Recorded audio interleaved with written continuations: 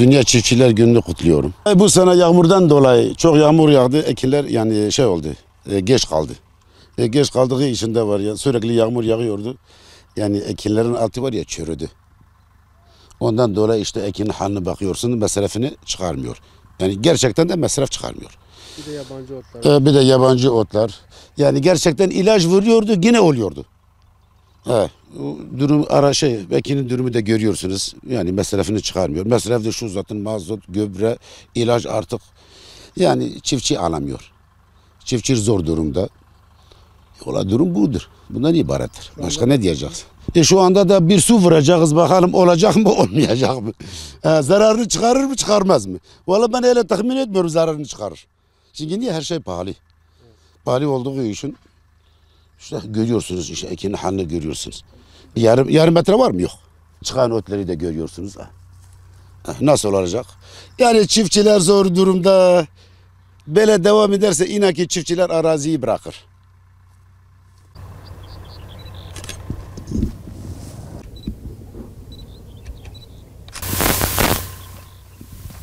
خودی زادم تیبونه مگو می آبدن دروم درجه جیلان کشمیش بکن مثلا یوقتا جیلان کشمیش که مرسه بخواد زاد از این قیم خلاص و ما خلاص نبونه يعني درنا عرض إيش كويت هذا الشريعة يعني تبي كي جيلان كسميش بكن يعني دولة يعني وقتها جيلان كسميش هم نزعن بشيء خدي بلكي نخش بفيجي يعني زاد خراب بلكي جيت شبينيجي يعني دوی سوال میده. خدای چفتی یعنی رویا چفتی ابو گرم چفتی خود جی کرنوش تارا کیف و حالا گو شغله جانا من اروپا خو گداری کن فهم که تشکی ور جنب تونه.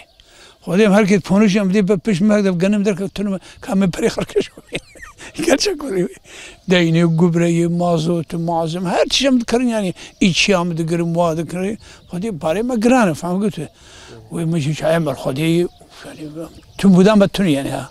Yani tüm budan hiç kitun yani. Hadi duruma zada var ya. Sadece ama başka ancak ne ki çok ama yarsaz aksıfır kısıtlı. Yani işte duruma ne başın. Hadi durum var yani durum ne hoş yani. O tişkin her şeyime bahayım ne bakarış ki. Kaçı bejim hadi çiftçi duruma ne başı uzad ne başın o vani.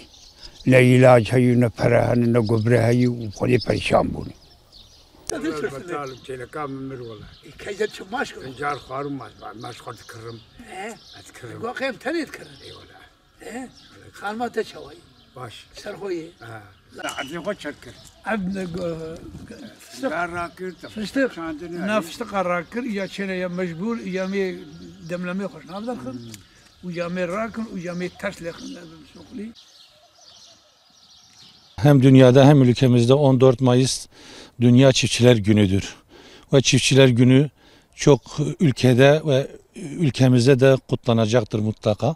Ama tabii ki biz gönül isterdik ki 2019 yılında 14 Mayıs'a girerken Dünya Çiftçiler Günü'nde ülkemizin çiftçilerinin daha coşkulu, daha güzel bir bayram kutlamasını dilerdik.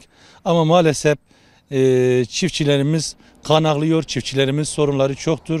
Çiftçilerimizi girdiği maliyeti pahalı olduğu için çiftçiliği bırakmak durumunda kalmıştır. Zor durumdadır ve bugün üretim yapılmadığı için maalesef ülkemizde biz domatesi, patlıcanı, biberi, patatesi, soğanı malumunuz pahalıya alıyoruz.